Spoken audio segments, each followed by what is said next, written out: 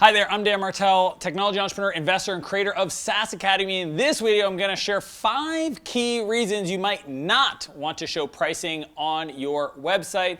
And be sure to stay to the end where I'm going to share with you some strategies on how to fix your pricing, as well as the expansion revenue maximizer framework that you can download and implement the 4 core pillars of increasing lifetime value for your customers.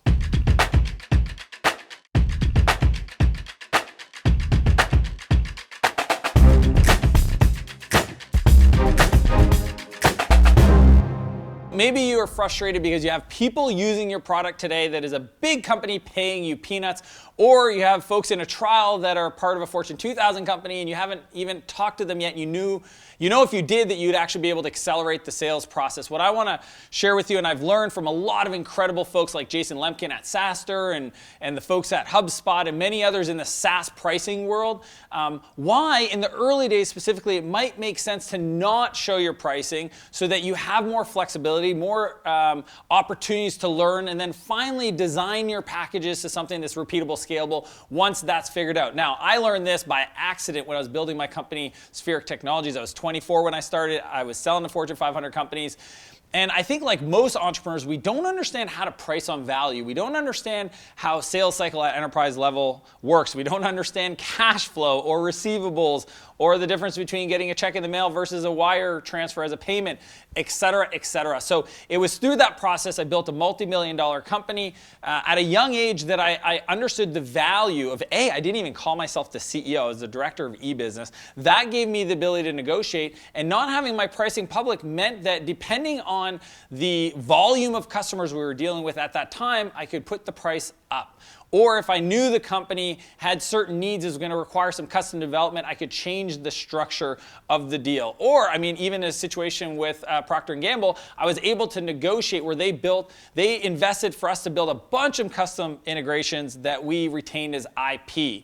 So in the early days specifically, it might make a lot of sense to not have that on your website. I'm going to teach you the 5 key reasons why.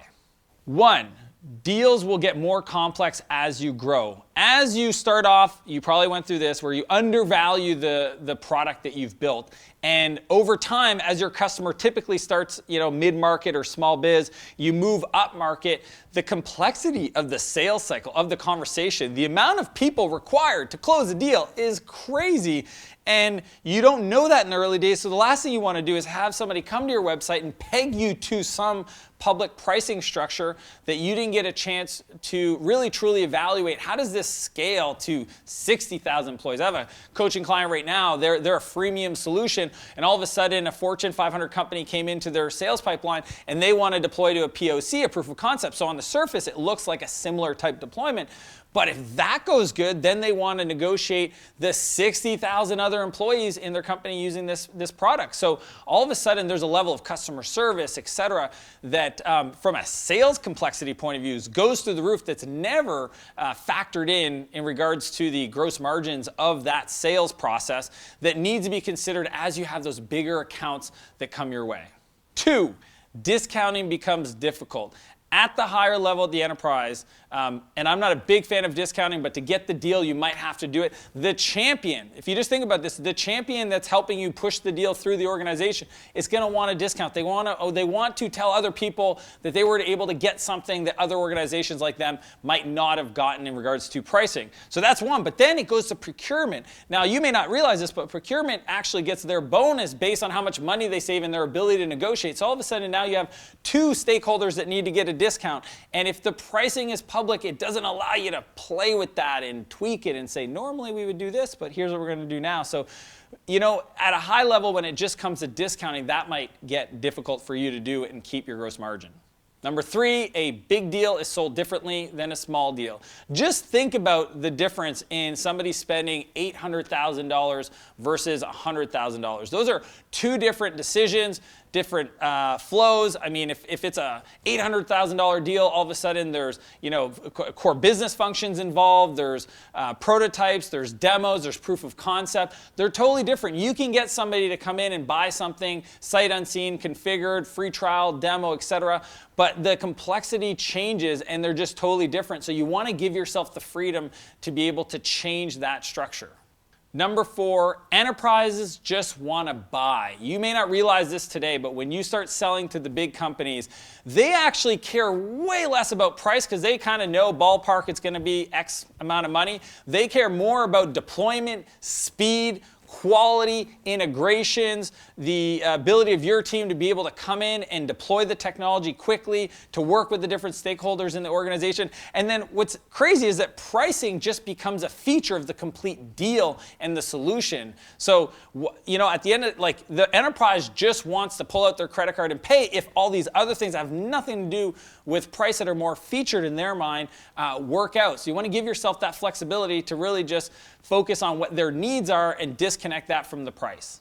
5, your pricing could make you look cheap. Just think about it. You and your competitors are in the market, and a large company, an enterprise, comes and they're evaluating both solutions. On your competitor's site, it says, call me, let's talk, let's configure something, let's create a solution together. And on yours, you have your pricing there. And it could be $4.99 per user per month, etc. It could actually make you look cheap. At the end of the day, this company kind of knows their value, and they're saying, look, we're not going to tell you it's going to be a whole lot of money, but have a conversation with us, and we'll see if we can serve you, if we can be a fit. The other one, you kind of feel like, hey, anybody can buy this. If you want it, it's right there. It's $5 a month per user, etc. And I just think that in certain scenarios, it could actually hurt you because it makes you look cheap.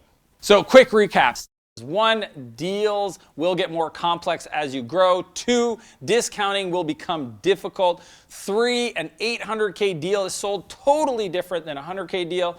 4, enterprises just want to buy. 5, you don't want to make it all about price. If your competitor is not showing their price, it makes you look cheap. As I mentioned at the beginning of the video, I want to share with you an incredible resource called the Expansion Revenue Maximizer. It's linked below. Just click that and you can download it. It's essentially the 4 pillars that you need to focus on to increase the lifetime value of your customer, so you can create a thing called net negative churn, which means your expansion revenue outpaces your contraction revenue through cancellation and downgrades. I've also linked up 2 other videos below around pricing that I've done to really help you understand how to avoid the pricing graveyard or the startup graveyard, as well as the pricing accesses you can use to increase your value. If you like this video, be sure to click the like button, subscribe to the channel, and leave a comment below with your biggest takeaway. Really excited to have you here, and I'll see you in the next video. Sweet. There we go. There we go.